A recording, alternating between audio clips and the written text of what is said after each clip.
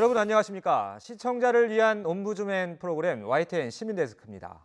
YTN 시민데스크는 시청자 여러분의 의견을 좀 더 가까이서 또 다양하게 듣겠습니다.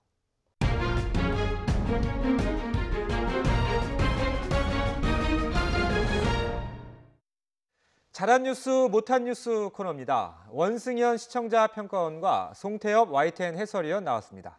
안녕하십니까? 이 YTN 보도 가운데 선거제 논의 복병, 도농 복합형 뭐길래 이 리포트와 또 이 잘한 뉴스로 뽑아주셨고 강남 재건축은 복마전, 조합원 절반이 금품받아 이 보도를 못한 뉴스로 평가하셨는데요. 어떤 의견이신가요? 네, 사실 연동형 비례대표제라는 것은 무엇인지 이해하기가 쉽지 않은데 YTN에서 여러 차례 보도하면서 시청자들의 이해를 돕기 위해 노력하는 모습이 보였습니다. 보도 내용을 보면 각 당이 내놓은 안이 아니라 선거관리위원회가 내놓은 개혁안이 있다고 하는데 이 내용은 자세히 보도된 바가 없습니다. 선거관리위원회가 내놓은 안은 어떤 내용인지 시청자분들께 알려주시면 좋을 것 같습니다. 네, 중앙선거관리위원회가 국회에 공직선거법 일부 개정 의견을 낸 것은 2015년입니다. 그 의견이 나온 배경에는 또 2014년 헌법재판소의 위헌 결정이 있는데요. 이것은 이제 그 우리나라에 있는 각 선거구별로 인구에 따른 어떤 의원 선출을 해야 되는데 인구 비례가 안 맞는다는 거죠. 그래서 2배 이상 차이가 나면 안 된다. 이런 그 헌재 결정이 있었습니다. 그래서 이제 그 중앙선관위가 내놓은 안은 권역별 비례대표제라는 안이었고요. 이런 경우 이 안을 이제 그 채택을 하면은 선거구를 바꾸면서 사라질 그런 농촌 지역의 이제 지역구 의원들을 또 배려해 줄 수 있다는 그런 장점이 있어서 상당히 급히 논의가 됐었습니다. 선관위안을 보면은 국회의원 정수는 기존의 그 300명 그대로 하되 6개 권역을 나눕니다. 전국을. 그렇게 해서 지역구와 비례대표 의원의 비율을 2대1로 그러면은 지역구 의원이 200명이면 비례대표 의원은 이제 100명이 되는 거죠. 현재는 전체 의원 300명 가운데 지역구가 253명이고 또 비례대표는 47명에 불과하기 때문에 선관위 안대로 한다면은 2배 이상 비례대표 의원이 늘어나게 되는 거죠. 또 그 권역별로 미리 확정한 총 의석을 이제 정당 득표율로 나누자는 그런 선관위 아닌데요. 지역구에서 당선된 후보를 제외한 나머지 인원을 비례대표 명부 순위에 따라서 당선인으로 결정하는 겁니다. 이렇게 되면은 지역구와 비례 간의 그 연동이 이루어져서 기존의 그 소수 정당의 투표에서 대거 사표가 됐던 그런 민의가 살아날 수 있다는 그런 장점이 있습니다. 예. 자, 잘 들었습니다. 자, 원승현 평가원께서 연동형 비례대표제 보도와 관련해서 의견을 주셨던데 어떤 내용인가요? 연동형 비례대표제는 문재인 대통령의 대선 공약이기도 했는데 막상 여당이 되고 지지율도 높은 상황이 되다 보니까 더불어민주당이 적극적으로 제도 개혁에 나서지 않고 있는 것 같습니다. 또 자유한국당이 제안한 도농복합형 제도도 자유한국당에게만 유리한 그렇기 때문에 내놓은 것 같고요. 사실 지난 20대 총선을 앞두고도 선거관리위원회가 연동형 비례대표제가 포함된 선거제도 개혁안을 내놓았지만 거대 양당에 의해서 유야무야 되면서 결국 선거제도 개혁은 좌절되었던 것으로 알고 있습니다.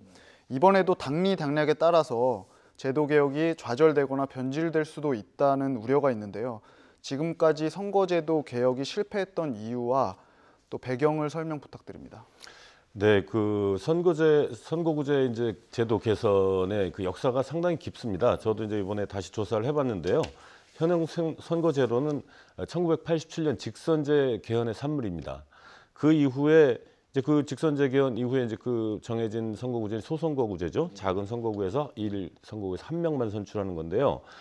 당시부터 벌써 문제가 드러났습니다. 총선을 해봤더니 호남에서는 호남 정당이 또 영남에서는 영남 정당이 이기는 그것이 계속 선거마다 이제 되어왔던 거거든요.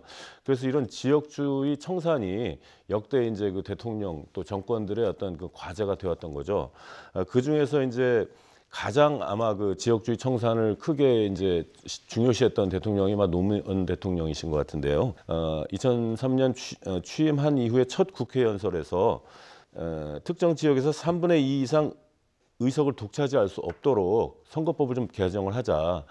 만약에 이런 제안이 그 다음에 총선에서 통과가 된다면은 나는 그 정당에게 승리한 정당에게 내가 구성권을 맡기겠다 이런 얘기까지 이제 하기도 했습니다. 그 뒤에 이명박 대통령이나 그 이제 박근혜 대통령 때도 이런 그 선거구제 개편 논의는 계속이 됐는데요. 예. 이제 문제는 아까 말씀하신 대로 다음 총선에서 어느 정당에 유리한가 항상 그것이 이제 문제가 되다 보니까 논의는 했으나 결과는 도출하지 못하는 예. 그런 이제 상황이 이제 계속 되었던 거죠. 왜 이런 제도 개혁이 필요한지에 대해서는 명료하게 드러나지 않는 것 같습니다. 또 연동형 비례대표제 도입의 문제로는 양당제 문제가 있는데요. 양당제를 유지하고 있는 대표적인 나라는 미국이고 또 이제 연동형 비례대표제를 택하고 있는 대표적인 나라는 독일이라고 하는데요. 그렇다면 연동형 비례대표제를 도입한다는 것이 쉽게 말하면 미국식에서 독일식으로 선거제도를 바꾸는 것이라고도 볼 수 있을 것 같습니다. 또 미국과 독일의 제도의 장단점을 사례를 들어서 설명을 해주시면 좋을 것 같고요. 또 독일식 연동형 비례대표제를 도입했을 때 우리 정치권이 어떻게 긍정적으로 변할 수 있을지도 한번 설명해 주시면 좋겠습니다. 네, 아까도 자꾸 말씀드렸지만 독일 제도는 이제 정당 투표로 정당별 의석 총원을 결정하고 여기에 이제 소선거구제로 선출된 지역구 당선자를 뺀 나머지를 네. 비례대표로 채우는 이제 그런 방식이죠. 지금까지 우리가 채택해온 그런 그 미국식 방식은 사실은 굉장히 양당 두 개 정당에 이제 유리한 제도입니다. 미국은 대통령 중심의 양당제가 이제 확립된 나라고 예. 또 대부분의 이제 의원들이 두 당 출신이기 때문에 이제 교과서적인 그런 얘기이긴 합니다만은 굉장히 국정을 안정되게 가져갈 수 있다는 그런 뭐 장점이 있다고 합니다. 이제 하지만 독일은 이제 대통령이 상징적인 그런 그 권력을 갖고 다수당의 대표가 총리로서 권한을 행사하는데요. 그런데 이제 3인 뭐 기민 양대 정당이 있기는 하지만은 예, 예. 대부분 이제 연립정당 형식으로 정부를 예. 구성을 하죠. 그거는 왜냐면은 그 강력한 비례대표제를 통해서 사표가 없어지면서 소수 정당이 많이 국회에 들어오기 때문에 그러는 거거든요. 그러면 이제 우리나라 같은 경우도 물론 이제 지나친 정당 난립을 막기 위해서 전체 투표의 몇 퍼센트 이상을 받은 정당이 이제 국회에 들어올 수 예. 있게 하는 그런 그 어떤 장치가 있지만은 그렇게 해서 이제 뭐 어떤 그 정당 연합이라든지 뭐 정책 연합을 넘어서 그런 어떤 정치가 이루어질 수가 있고 또 물론 반면에 그런 이제 중대선거구제나 이런 그 식으로 바꾸게 된다면은 사실 이게 돈이 좀 많이 듭니다. 중대선거구의 예. 그 어떤 선거가 그리고 또 많은 후보가 나오는데 지역 밀착형이 아니라 잘 모르지만 명망을 믿고 이제 투표를 하게 되는 그런 결과도 나올 수는 있는 거죠. 사실 장단점은 다 있는 것 같습니다. 알겠습니다. 자, 이번 주 아쉬운 뉴스로 이 강남 재건축 관련된 보도를 선정해 주셨던데 어떤 이유 때문인가요? 네, 먼저 뉴스 제목을 보면 다소 선정적이라는 생각이 듭니다. 이 예. 현재 강남에 재건축 진행하고 있는 곳이 한두 군데가 아닌데 이 제목만 보면 강남에 있는 모든 재건축 사업장 조합원들 중에 절반이 금품을 받은 것으로 오해를 할 수가 있을 것 같고요. 또 보도 내용을 보면 서울 반포주공 1단지가 포함됐다는 설명 말고는 어느 대규모 아파트 사업에 관한 내용인지 알 수가 없습니다. 그 보도의 대상이 불분명한데 제목은 강남 재건축 전체를 지칭하고 있다는 점에서 문제가 있다는 생각이 드는데요.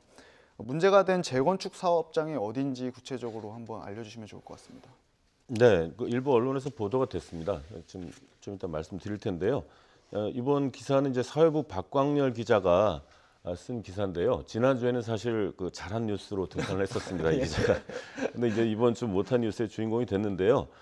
좀 해명을 드리자면 방송의 특성상 많은 그 사실을 쓰지는 못하고 화면으로 일부 보여드렸거든요. 예를 들어서 그 해당 아파트를 이제 보여드렸는데요. 문제가 된 사업장은 구반포 주공 1단지, 또 신반포 15차 잠실의 그 미성 크로바 재건축 단지입니다. 시공사는 이제 현대건설과 대우건설, 또 롯데건설 이제 3사인데요. 경찰은 사실 다른 건설사도 내사를 하고 있습니다.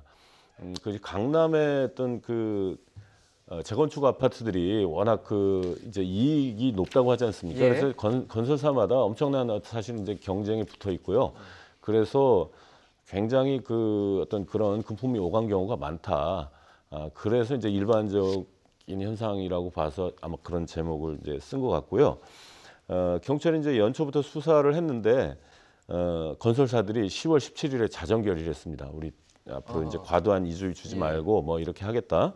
또 그 뒤에 직후에 이제 국토부가 10월 30일에 도시정비사업 제도 개선안을 냈는데요.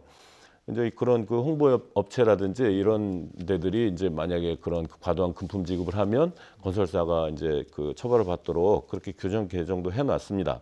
건설사와 홍보 대행업체 그리고 조합원들의 유착 관계에 대해서 좀 더 구체적으로 알려주시면 좋을 것 같습니다.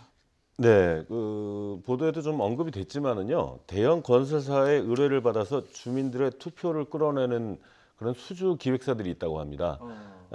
이른바 이제 OS라는 아웃소싱의 준말이라고 하는데요. 그 OS 요원들이 있다고 합니다. 수주 기획사에 소속된 이분들이 이제 그 수주 판촉 활동을 이제 하고 이분들을 관리하는 기획사가 있는데 이 OS 요원들은 이제 재건축 조합 구성 단계부터 조합원 성향과 이제 요구 사항들을 파악하고 그리고 조합원들이 이제 각종 또 향도 제공하는 그런 일을 도맡아서 진행을 하고요. 조합 내부 분위기를 이제 파악을 해갖고 아 여긴 되겠다 안 되겠다 이런 결정을 또 하는 그런 그 역할을 한다고 합니다. 또 수주 기획사가 쓴 그런 그 뭐 카드라든지 이런 돈은 철저하게 이제 그 회사가 한 걸로 하고 나중에 건설사가 현금으로 지급한다든지 이런 방식으로 해서 건설사와 수주 기획사는 아무런 관계가 없는 것처럼 그렇게 해왔는데 사실 이런 모든 그 중간에 들어가는 그런 비용들은 건설비에 추가되지 않겠습니까? 그럼 조합원 전체에 피해가 되는 거죠. 예, 알겠습니다. 오늘 도움 말씀 잘 들었습니다. 지금까지 YTN 보도 가운데 잘한 뉴스, 못한 뉴스에 대해 이야기 나눠봤습니다. 원승현 시청자 평가원과 송태엽 YTN 해설위원이었습니다. 고맙습니다.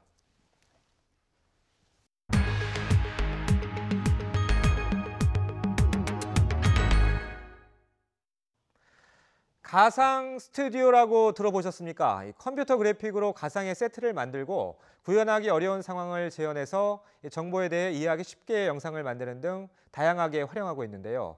그렇다면 가상 스튜디오는 어떻게 구성되고 운영되는지 궁금하시죠? 인사이드 YTN에서 디지털 스튜디오 속으로 들어가 봤습니다.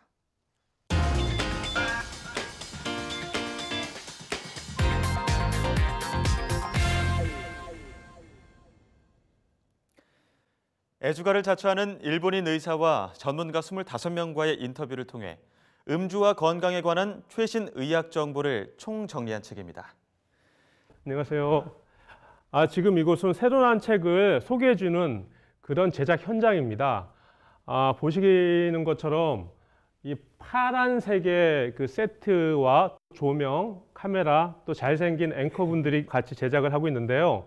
VR 스튜디오에서 제작을 해보시니까 일반 스튜디오에서 제작하는 거랑 좀 차이가 있으시죠? 네, 보통 이미지가 지금 없는 상태에서 허공에다 손질을 해야 되기 때문에 그런 부분이 조금 어렵긴 한데 그래도 실제로 이렇게 하고 나서 밖에 나가서 이미지가 덮인 그런 화면을 보면 신기하기도 하고 재밌습니다.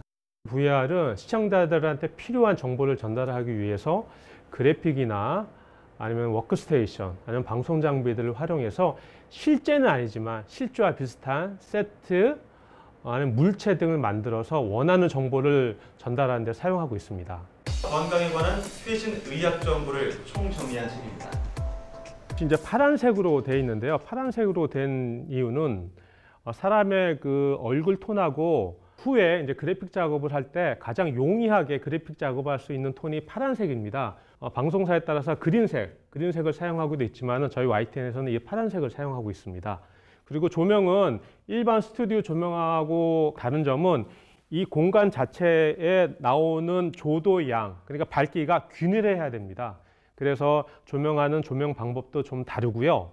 그리고 여기 보시면은 가장 큰 특징 중에 하나인데 이 카메라가 좀 특수 카메라입니다. 단순하게 카메라만 있는 것이 아니라 이 카메라가 움직이는 위치 데이터 값들을 만들어서 부조종실에 있는 워크스테이션 쪽으로 보내는 그런 역할을 하고 있거든요.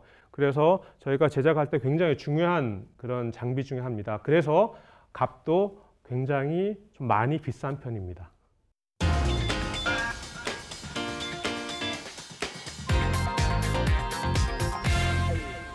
5도가량 낮겠습니다. 크로마 같은 경우는 뒤에 그래픽이 고정돼 있거든요. VR 스튜디오에서는 그 그래픽이 카메라의 움직임에 따라서 같이 움직일 수 있는 그런 특징이 있습니다.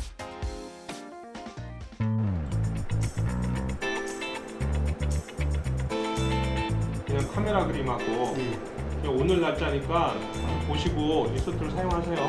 시스템일까요? 세종시에는 저희가 사용하고 있는 이 VR 시스템은 특히 이제 선거나 아니면 기획 이슈 리포터 제작물 같은 데 사용하고 있습니다. 과학 프로그램 제작할 때도 잘 활용하고 있습니다. 호시아님 3번은 아예 샷을 잡아주세요. 샷 사이즈를 그래픽 확인하게 해요. 네. 엔지니어 쪽은 전기, 전자, 통신을 전공하신 분들이 많이 유리한 게 현실입니다. 요새는 방송 장비들이 IP 기반으로 많이 변해갔거든요. 그래서 컴퓨터 공학을 전공하신 분들, 프로그래머들도 많이 이 방송 엔지니어 쪽으로 진출하고 있는 상황입니다.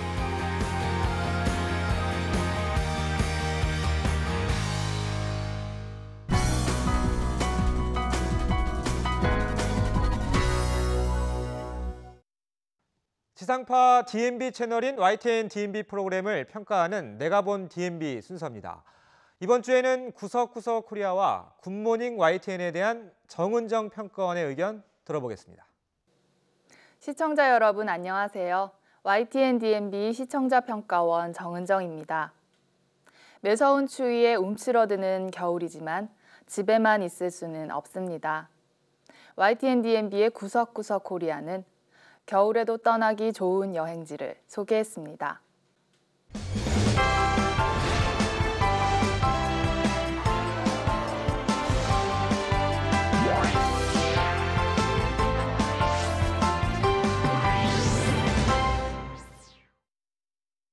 전통이 살아있는 선비의 고장 경북 영주로 떠난 아비가일.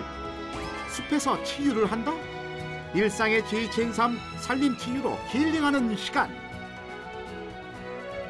우리나라 최초의 서원 소수서원의 절경과 구석사에 숨겨진 보물과의 만남까지 구석구석 코리아와 함께 떠나보세요. 출발!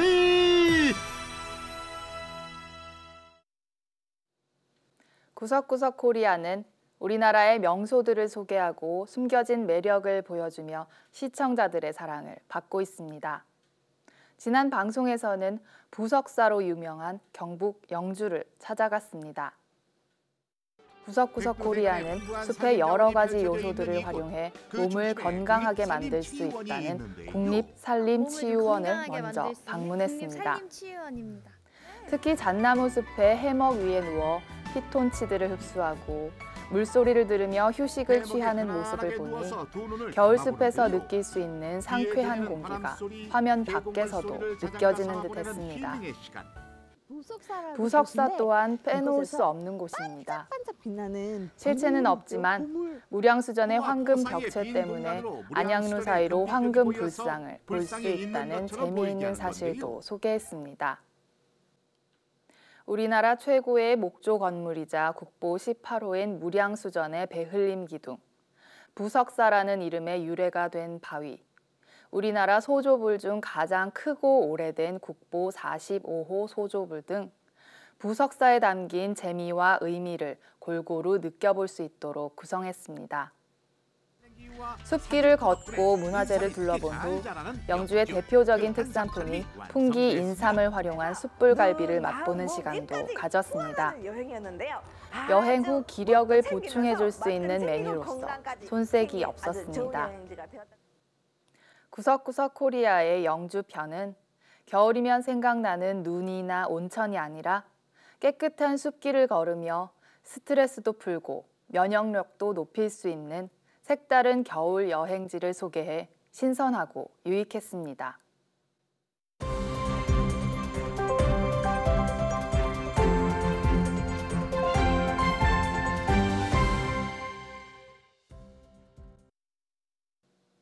굿모닝 YTN의 개편 후 새 단장을 한 아침 종합 뉴스 프로그램으로 오전 6시부터 9시까지 1시간씩 3차례 방송되고 있습니다. 휴대전화와 인터넷, 신용카드 결제기, 현금 인출기까지 모두 먹통으로 만들어버린 지난달 KT 아현지사 화재로 불편을 겪으신 분들이 많으실 겁니다.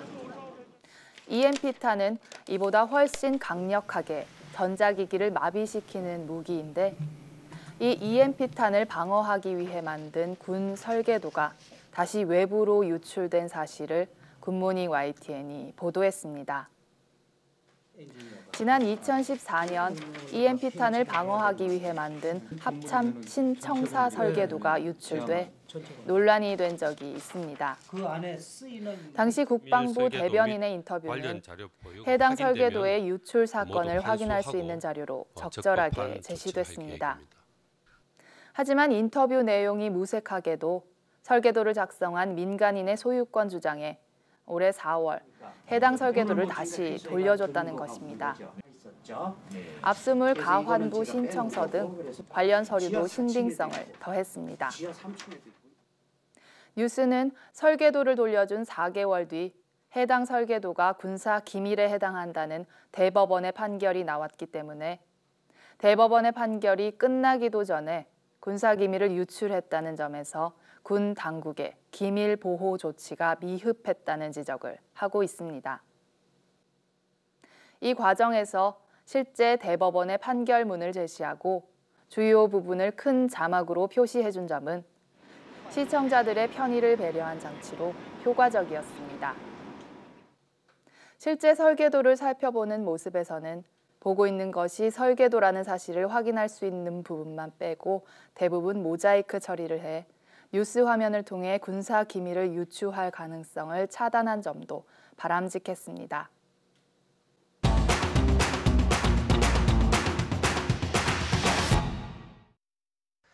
다음은 시청자 여러분이 보내주신 제보 영상을 소개해드리는 코너입니다. 아기들의 천진난만한 모습이나 어린아이들의 재롱은 언제 봐도 흐뭇하고 사랑스러운데요. 영원히 간직해도 좋을 우리 아이들의 해맑은 모습, 핫 제보 영상에서 함께 보겠습니다.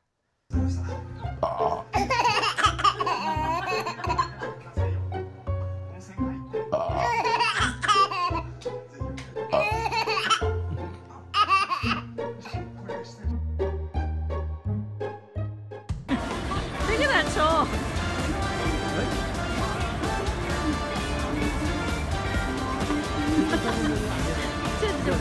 쟤 왜 저래? 다쳤어?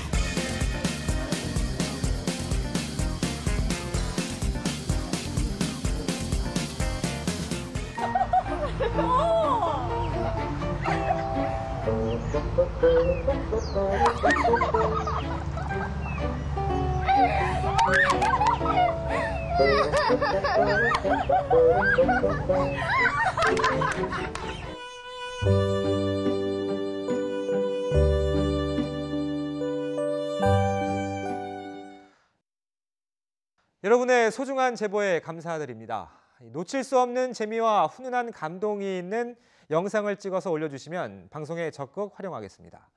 이어지는 순서는 언론 전문가로부터 우리 언론의 문제점과 나아가야 할 방향에 대해 들어보는 매체 비평 시간입니다. 오늘은 가짜뉴스의 문제점과 우리 사회의 대응 방향에 대해 동국대학교 이철한 교수에게 들어보겠습니다.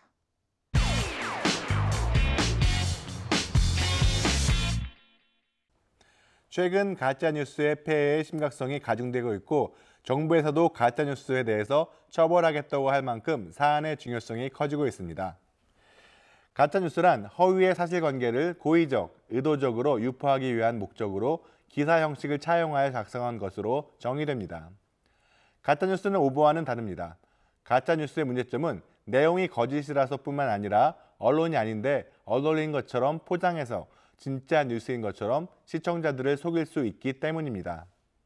하지만 가짜뉴스의 정의와 범위를 먼저 명확하게 한 후에 정부가 개입하지 않으면 온라인 콘텐츠에 대한 검열이 될 수도 있고 이는 표현의 자유와 언론의 자유를 훼손할 수 있기 때문에 신중한 접근이 필요합니다.